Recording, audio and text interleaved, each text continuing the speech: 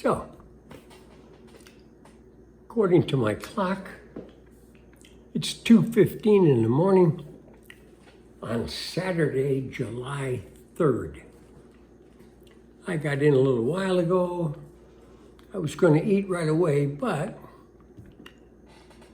I wanted my half and half. I like half and half with my cereal. Probably bad for your arteries, but I'm too old to give a shit about that stuff. That doesn't mean that applies to all people. I'm pretty fortunate I don't have any of those problems around clogged blood vessels or arteries. For some people, maybe half and half is bad, but my taste buds just love it. And the only, because there's no cereal in the house, I'm moving. Interesting story. Matter of fact, I talked to my daughter today, and she said, which we both knew, that if my ex-wife was in the same circumstance that I was in, she'd be going nuts. And I'm just here sliding along, taking a little bit of time to share some stuff with you. So what's going on? My lease, by design, expired on June 30th. I've had this house for 2 years. Our son rented it for us when we came down here. And of course, my wife had her series of problems and eventually died. And by the time she passed, with all the stuff that was going on, no one was ready to deal with a move, so we just let it go. So now we're in a little better shape. Everybody's decided this is nuts. We're kind of splitting up. Joe wants to go on his own. I'm going on my own. And Richard and Kendra and the guy he works with, who's also a musician, electronic music that they play with. I hope they have a big hit someday. I think they're pretty good. But all grandfathers think they're, well, maybe not. I mean, if someone's terrible, you can tell. They're talented and they work hard. That's what everything's about, isn't it? Talent and work. So, my circumstance is, this is why my wife would be nuts. My lease expires on June 30th. The man I'm dealing with, who has the property where I'm supposed to be going, says, okay, we'll move you right in. Guy's leaving the night before, we'll move you in. I said, oh, no, wait, you gotta clean the place.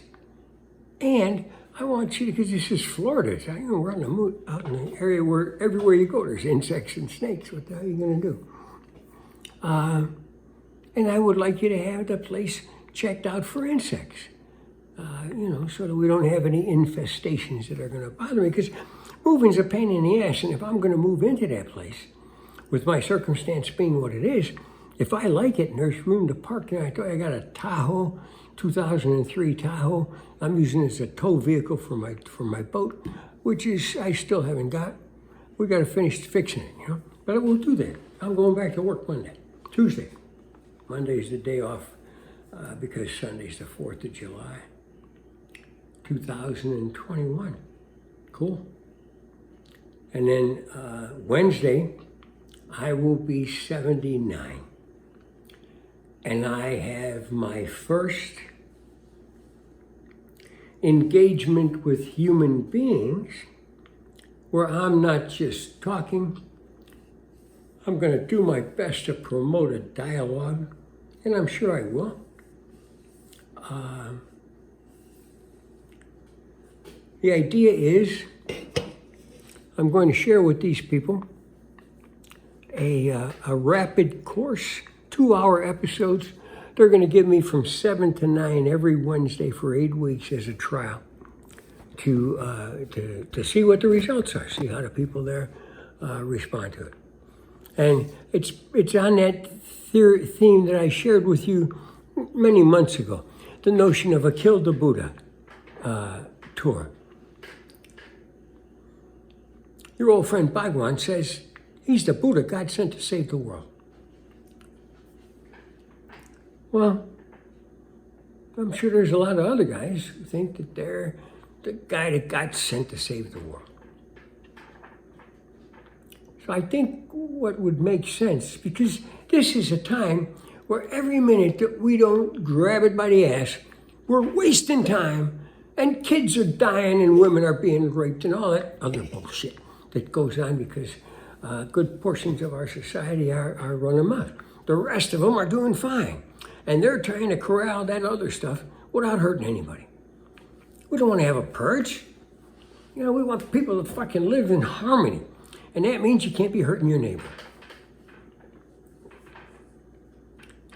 So, here I am, a couple of days away from my 79th birthday, which, like I said, is next Wednesday. And we're going to start this Kill the Buddha tour. What the hell's Kill the Buddha? I want them to try and rip me apart. Ask me whatever question they want.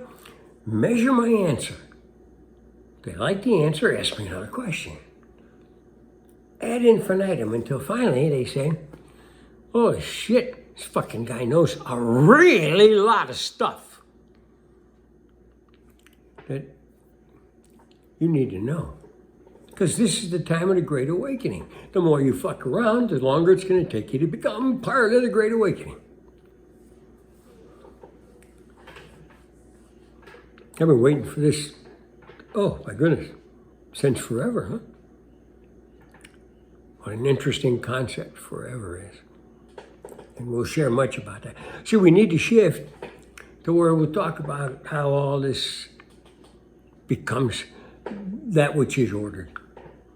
And while the variables are always there, the order never changes. We're emerging as a divine entity.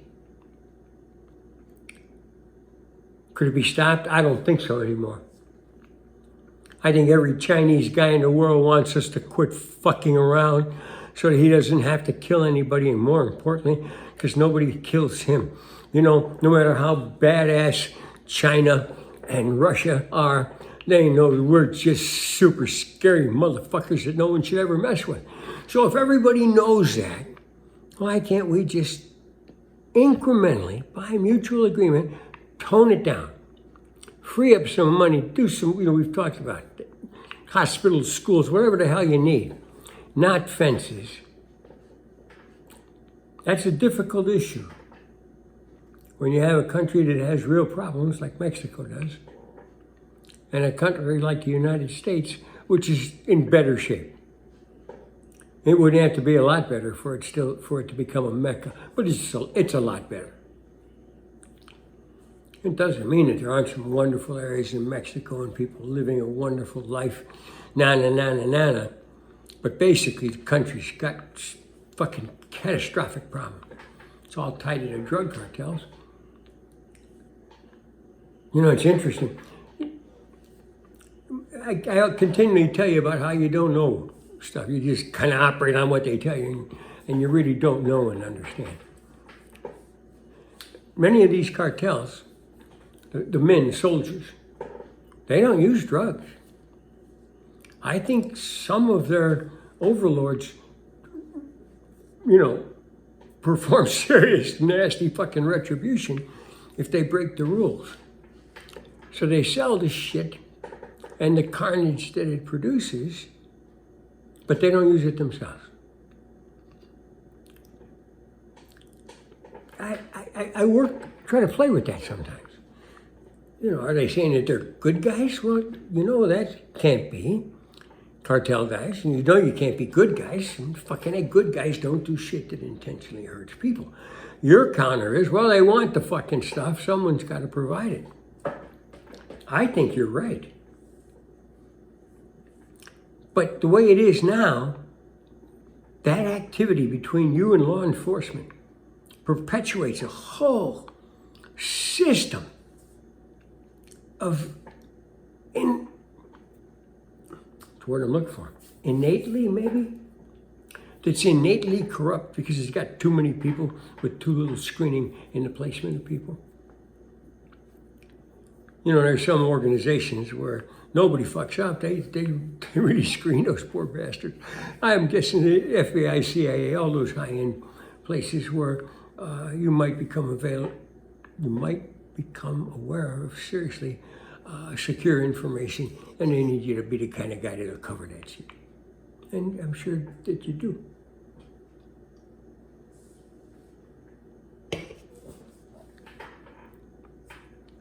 I really want this to be toward old people. I'm going off on a fucking tangent. I do that. I got so much crap going on. Okay. This is your old friend. From now, this is me reaching out to you, senior citizens of the world.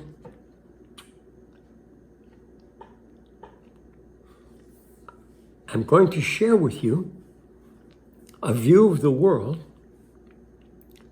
that only you have the ability to appreciate. The younger people just don't know enough shit yet. They think they know everything, just like we did when we were younger, until we actually found out we didn't know shit. And where do you start getting enlightened? When God smacks you up the head, boom, you stupid fuck, shut up and listen. You don't know. And that's when, hup, take my half and half out of the freezer. I needed to cool it down. I'm not going anywhere. I just need to turn that off and get this stuff out of there. So hang on.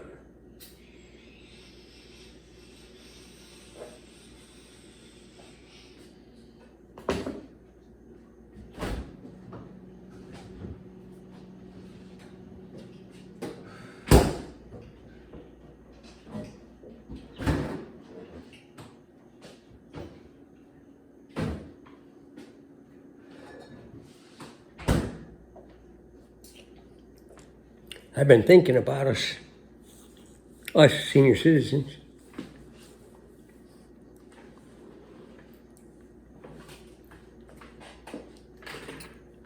First, let me share with you what my perspective is of me, because it'll help you understand where I'm getting these views. I'm a seriously old man, falling apart, who's so fucking tough, is not going to let it happen. So, as I move into this period of time, I think I got like 14 half-assed diseases, but they're all semi-bullshit diseases. So I have osteoporosis because my thyroids have been sucking calcium out of my bones. Can't do anything about that, although they're looking at something. But when they did all those tests, all they found was a cyst, and it's not that big, so they don't do anything. That's what it is. It doesn't change the fact that they're sucking stuff. So I'm supposed to get more evaluation. I just had 3 CAT scans with contrast, trying to figure out what that bleeding is inside of me. It's not, I have no pain associated with it. It could be some, whatever the hell it is. So we're smart people, we address it. I have medical insurance and I'm a vet, so I use the VA more than not.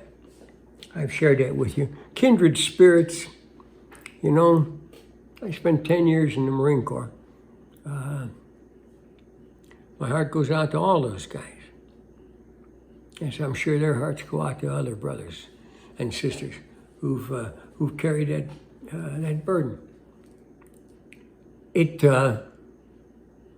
unifies us. So part of what this is because all you old military guys, I know I'm going to piss some of you off, but I need your help. I want you to realize that what they trained us to do, and which we were very good at, by the way, was not the only solution. But it would have been harder to execute back then because the world hasn't acquired a headset that says maybe peace and harmony actually is a possibility. And if peace and harmony actually could come to be with the technology we got busting out over, I don't know what the hell they call it.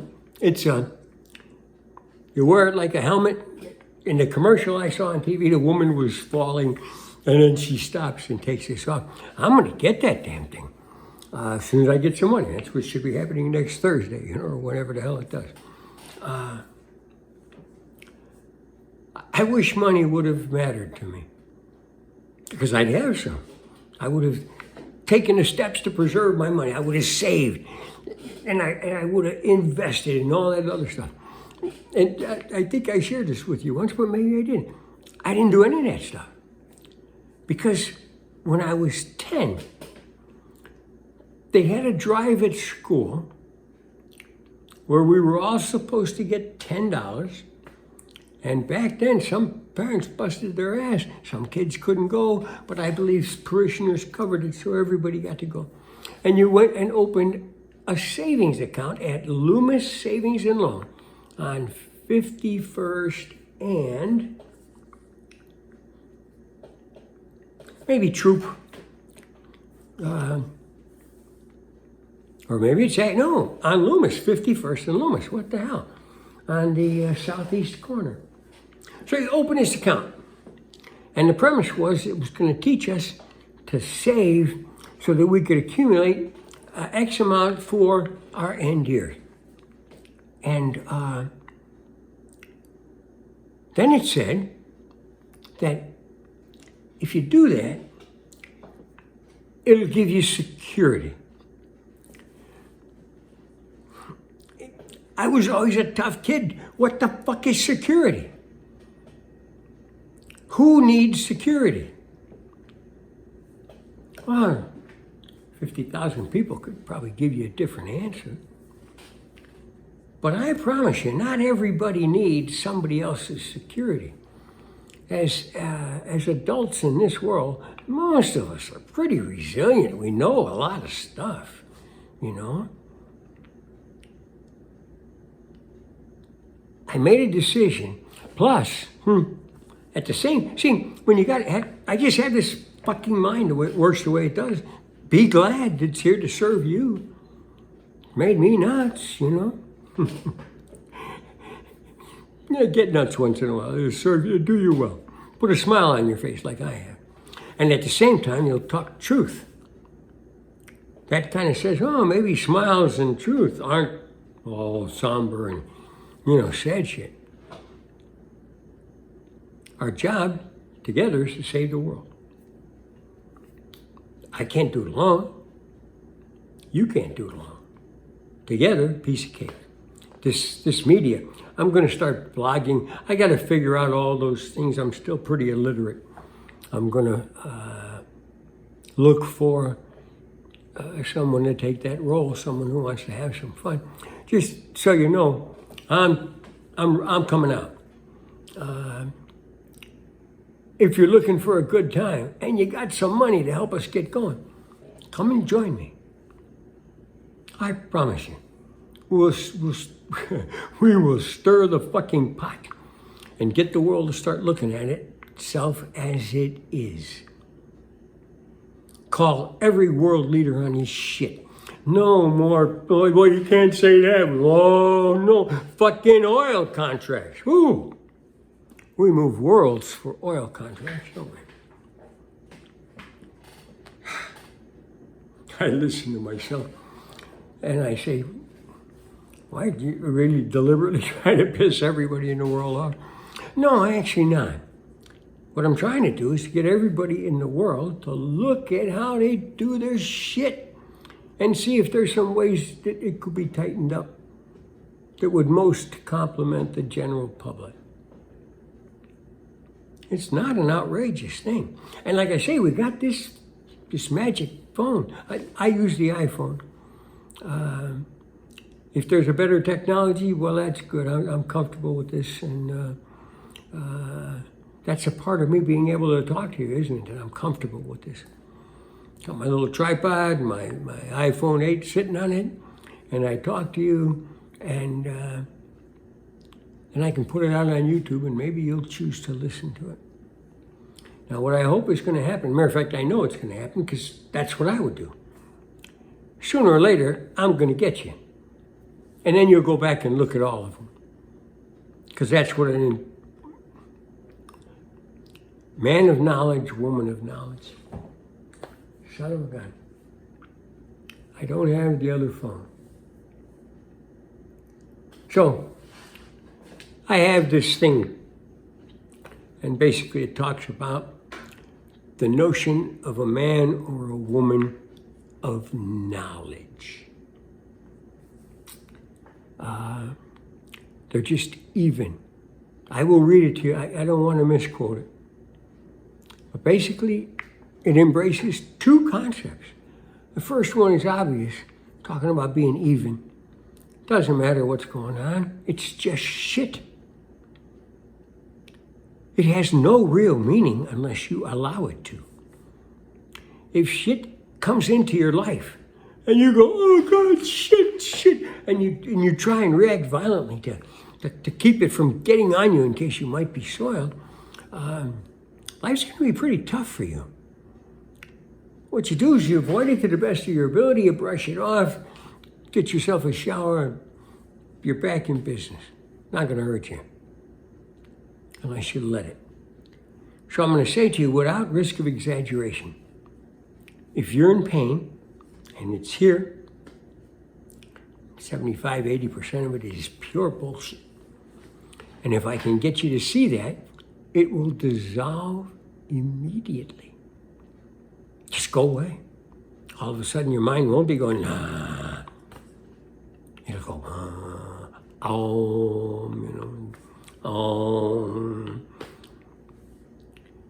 My fourth master teacher, Ken Kais Jr., liked to start his sessions with 7 ohms. It brings in harmony. Everybody ohms Om for however long, and the master teacher will usually set the pace. You don't want to make it too long because the people who have lung problems, like I do, won't be able to hold it. Whatever you're doing, if it requires the people who are listening to you to do something, take into serious consideration that some may not have the ability to do it if it's at all strenuous. A lot of old people just barely hanging on. They don't need to be doing any exercise. The rest of them should get off their ass and start exercising. So can you see that? If it really, really can't, then you try to do the best you can with nutrition to help you through. I mean, sometimes can't is not accompanied by death. You might receive an injury that is so debilitating, it's unimaginable, and you're 22. Heart's good, lungs are good. And you'll have to try and figure out what that means. The second you do, a whole shift in your demeanor. You'll become the master teacher who overwhelmed that particular ailment. For my master Ken Kais's circumstance was, he was given polio by God when he was 27 years old. Now, most people would consider that a curse. But a wise man would understand at the moment that no, it's just another test. Everything is tests. God's just trying to figure out what your sense of humor is. Some of you guys have no sense of humor at all. That's shit, that's sad. No matter what's going on in your life, I don't give a shit what it is. You should be able to find a place every day to get a little snickering. Just in exasperation over your state. It's funny just how fucked up you are at that moment in your life. And you'll see it and you'll laugh and it'll uplift you and you'll be able to go on for another whatever the hell of time it is until you have the next, kick in the ass from God. You're not going to let me do this. Old guys and girls.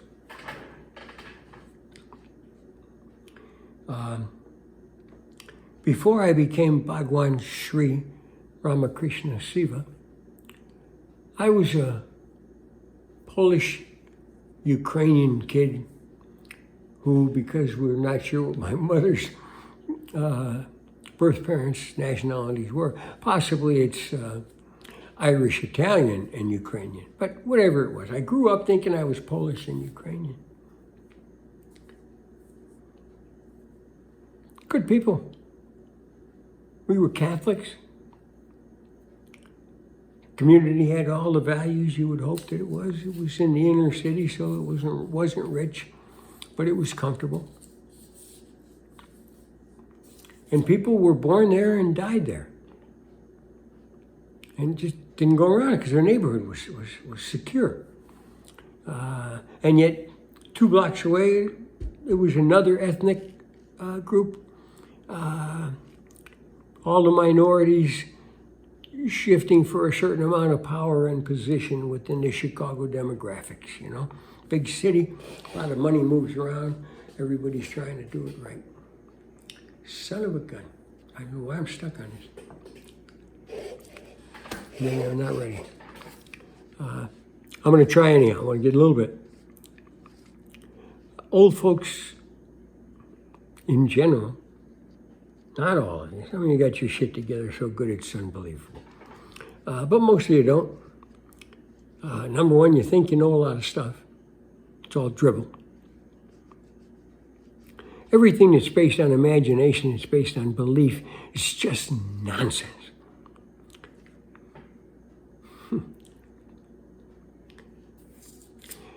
And if you look at the world right now, I'm most familiar with Christianity because I come from a Catholic environment, which is a Christian religion, although when I was stationed in the South in the mid-'60s, there were a lot of people who didn't think Catholics were Christians.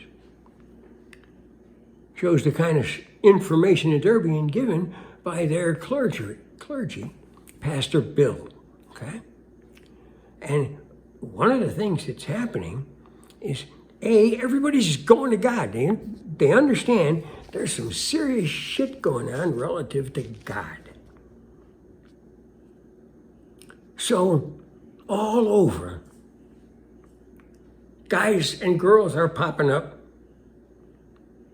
with a savior notion under their ass and starting a religion. And invariably, at least what you see most dominantly here in the United States, it'll be a Christian religion, it'll be non-denominational, and everybody come on in, have a good time, we'll read the book, and the book will tell us what Jesus said and what all the rest of those guys said. And of course, only one of those voices is divine. This is an interesting thing about Scripture. Let me share this with you. Most of you believe that my arena, Christianity, that Jesus Christ is a divine being, Son of God. You're right.